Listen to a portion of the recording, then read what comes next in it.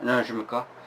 예, 오늘은 여러분들과 저 객관식 그 공부법에 대해서 같이 좀 정보를 좀 공유해 보고자 합니다. 왜냐면 이제 그 객관식 시험에서 이제 합격률을 높이는 방법에 대해서 이제 여러분들과 정보를 같이 이제 공유를 하고자 하는데, 사실 지금 제가 말씀드리는 내용은 제 블로그에 다 글로 다 정리가 돼 있는 내용입니다. 그거를 이제 제가 이제 방송으로 만들어 가지고 이제 정리를 해 드리는 거고요.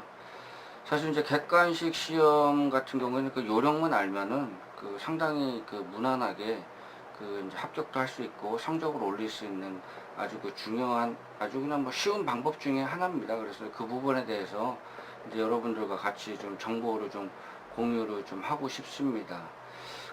객관식 시험하면 한 20년 전에 제가 이제 고등학교 다닐 때 친구 한 명이 생각나요. 그때 당시 이제 오지선다형으로 이제 시험을 봤는데, 5개 중에서 이제 하나의 정답을 고르는 거죠. 그게 이제, 그리고 4개 중에서 이제 하나를 고르는 게 사지선다형이지 않습니까? 그래서 대부분이 이제 오지선다형으로 보는데, 그날 시험 본 과목은 사지선다 시험이었어요. 근데 이제 공부를 좀 등한시하는 친구가 있었는데, 그 친구 같은 경우에는 이제 5번으로 다 찍고 그냥 자버리더라고요. 근데 이제 나중에 이제 시험 결과가 이제 빵점이 나왔죠. 이제 빵점이 나와가지고 이제 다 5번으로 찍은 겁니다. 이제 1번부터 4번까지 이제 문항을 골라야 되는데 5번을 골라가지고, 참 그 친구 이제 선생님한테도 많이 좀 혼이 나고, 그 친구 지금 뭐 하고 사는지 모르겠는데, 하여튼 그 친구가 이제 좀 기억이 나요. 시험, 이제 객관식 시험 보면은 이제 가끔 이제 그 친구가 생각이 납니다. 이제 여러 가지로 지금 제가 좀 정리를 해드리려고 하는데, 첫째가 이제 기본서, 이제 교과서를 좀 충실히 봐야 된다. 이제 그 얘기를 좀 하고 싶어요. 그래서 이제 보통 이제 학교도 그렇고 학원에서 공부하는 게 보통 이제 기본서 가지고 많이 공부를 하지 않습니까? 그러면 이제 선생님들이 많이 그거에 대해서 이제 이 부분이 중요하다, 이제 그런 부분에 대해서 이제 많이 좀 말씀을 해주시고, 그리고 이제 선생님께서 이제 공부를 그 그런 거를 얘기 안 해줘도 자기가 이제 공부를 하다 보면은, 아, 이 부분이 상당히 좀 중요한 부분이구나, 이제 그런 거를 자연스럽게 알게 되거든요. 그래서 이제 기본서는 보통 그래도 한 3번 정도는 이렇게 통독식으로 해가지고 좀 보는 게 좋다, 이제 그렇게 좀 생각을 하시면 되고요. 물론 그 이상을 좀 보시면은 상당히 좋습니다. 이제 그 부분을 좀 잘 좀 생각을 하시고 공부를 하시면 될 것 같습니다. 그리고 이제 두 번째가 객관식 시험 문제도 사실 OX 문제의 연장선이거든요. OX 문제가 이제 이게 참인지 거짓인지 OX 치는 거지 않습니까? 그죠? 질문의 내용과 거리가 멀면 X고, 거리가 정답에 가까우면 O지 않습니까? 그 중에서 5개 중에서 하나 혹은 2개를 고르는 거지 않습니까? 그렇기 때문에 OX 문제의 연장선이라고 봐가지고, 질문에 관계없는 거를 이렇게 솎아내는 작업이 먼저 선행이 돼야 되죠. 그래서 이제 5개 중에서 한 3개는 아무 관계가 없는 그런 지문일 겁니다.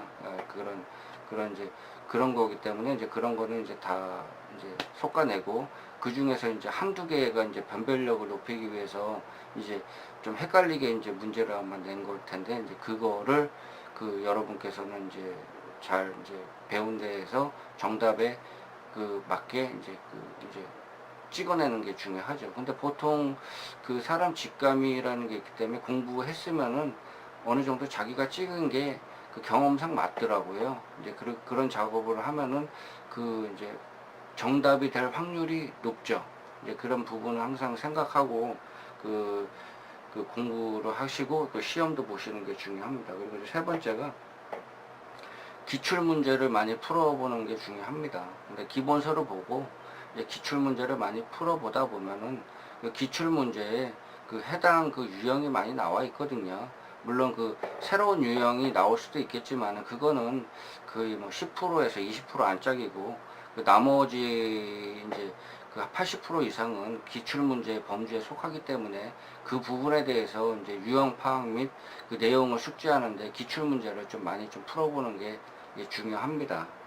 그리고 그 네 번째로 해서 그 시험을 볼 때는 그 아는 문제를 먼저 푸는 게 중요합니다. 왜냐하면은 그 어떤 선생님이나 그 출제자 같은 경우에는 1번에다가 어려운 문제를 넣는 경우가 있습니다. 그래서 이제 그때 좀 시간을 많이 그 잡아먹게 해가지고 그 시험에 그 안배를 제대로 못 해가지고 시험을 뭐 이렇게 좀 어렵게 만드는 그런 경우가 있는데, 만약에 1번이 어렵다고 생각하면은 2번, 3번 그렇게 넘어가시면 됩니다. 그렇게 넘어가셔가지고 이제 그 풀면은 이제 그 일단 아는 것부터 풀고 그 다음에 또 풀고 그러면은 시간 안배하는데 상당히 많이 도움되고 그 성적 향상에 그 합격이 좀 많이 그 도움이 되죠. 이제 그렇게 하시면 되고, 그리고 이제 그 모의고사를 그 시험 보기 전에 몇 번 풀면은 도움이 됩니다. 그래서 시간을 딱 정해놓고 50분 시험이면은 그 답안지 남겨두는 시간 빼고 한 40분에서 45분 이제 그, 그 시험에 이제 그 시험을 진짜 실전처럼 이제 보는 거죠. 그래서 그렇게 해가지고 한 2번, 3번 그렇게 그 모의고사를 풀면은 이제 객관식 시험에서 합격할 확률을 그 높이는 데 좀 많이 도움이 됩니다.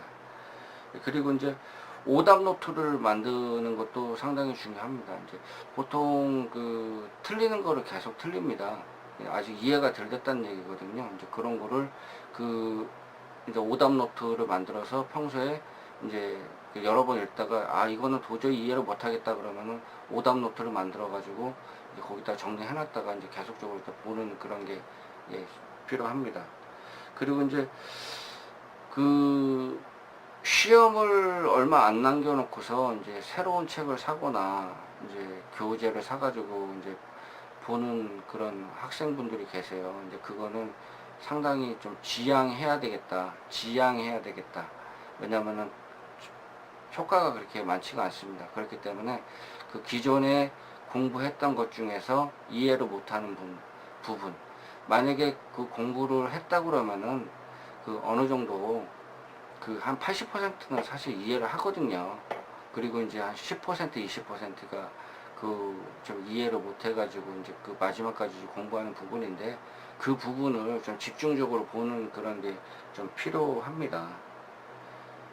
그리고 제가 마지막으로 좀 당부드리고 싶은 거는, 모든 일에는 정성이 들어갑니다. 그 시험도 마찬가지고 세상 살아가는 방법도 마찬가지고 친구들과의 관계도 마찬가지고 모든 게 정성이 들어갑니다. 쉬운 게 하나도 없습니다. 그렇기 때문에 기본에 충실해서 제가 앞에서 말씀드린 거를 잘 좀 숙고해서 이렇게 공부를 하다 보면은 그 시험이라는 게 처음에는 어려워 보여도 나중에는 그렇게 어렵지는 않거든요. 그리고 또 합격하면 또 합격에 또 기쁨이 있고, 그리고 또 자신감도 생기고 그러기 때문에 항상 좀 열심히 하셔가지고 그 뭐 시험에 그 주눅 들지 마시고 열심히 하시길 바라겠습니다. 화이팅!